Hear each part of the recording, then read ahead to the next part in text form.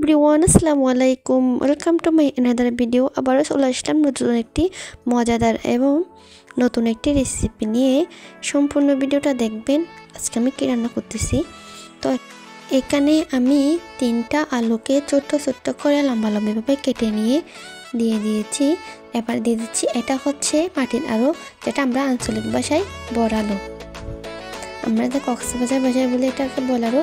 তারপর দিয়ে দিলাম 3 থেকে 4টা 5-6টা ফুলকপি। আজকে আমি শীতকালীন অনেক ধরনের সবজি দিয়ে একটা অসাধারণ মজাদার রেসিপি রান্না করতেছি। তো এখানে আমি একটার মতো দিয়ে দিলাম বেগুন। তারপর দিয়ে দিলাম 2 থেকে 3-4টা ঢেঁড়স দেওয়ার পর আবারও দিয়ে দিলাম সিম, অনেকগুলো সিম দিয়ে দিলাম। আপনারা অবশ্যই আমার মতো করে ভালো করে সব কিছু দিয়ে দিবেন।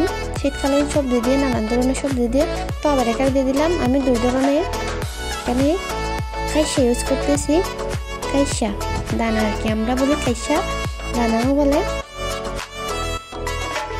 তারপর এখানে মেন উপকরণ হচ্ছে, এটা হচ্ছে ছুরি মাছের, এটাকে আমাদের কক্সবাজারে অনেক ধরনের ছুরি বলে, সোনা দিয়ে ছুরি, বদলের ছুরি, যারা আমার আম্মুরা বলে, নানিরা বলে, অনেক ধরনের নাম আছে। এক এলাকার এক এক ধরনের নাম, এক এক জায়গার এক ধরনের অনেক মজা হয়। তো এখন আমি 2-3টা টমেটো দিয়ে দিলাম। তারপর দিয়ে দিলাম অনেকগুলো কাঁচামরিচ। এখন আমি 2টার মতো পেঁয়াজ কুচি করে দিয়ে দিলাম।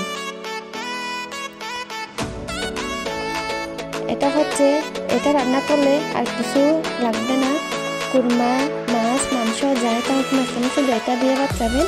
তো এখানে আমি পরিমাণ মতো হলুদ দিয়ে দিলাম। তারপর দিয়ে দিলাম লাল মরিচ। আমি আমার যেটা বলে আইডিয়া মতো দিয়ে দিলাম। এটাকে আমরা আঞ্চলিক ভাষায় বলি হাতের তোল। তারপর দিয়ে দিলাম অনেকগুলো লবণ হচ্ছে বড় বড় লবণ, যেটা আমাদের কক্সবাজারের বিখ্যাত লবণ মাঠের।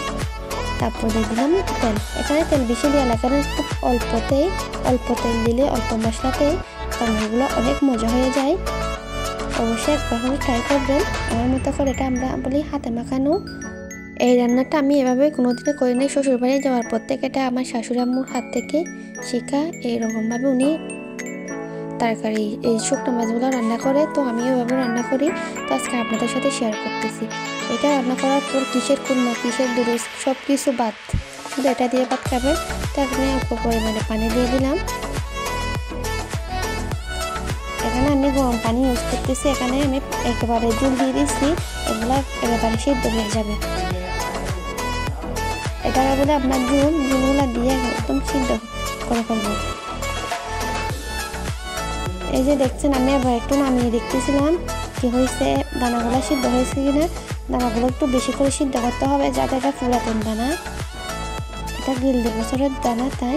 তো এবার দিয়ে দিলাম ধনিয়া পাতা দিলে অনেক ধরনের একটা মজা আসে রান্নাতে, অনেক ধরনের অনেক সুন্দর একটা সুগন্ধি চলে আসে। ওই জন্য অবশ্যই ধনিয়া পাতাটা ইউজ করবেন। ও ভিডিওটা কেমন হয়েছে কমেন্ট করে যাবেন। আজকের ভিডিওটা এই পর্যন্ত। আল্লাহ হাফেজ সবাইকে।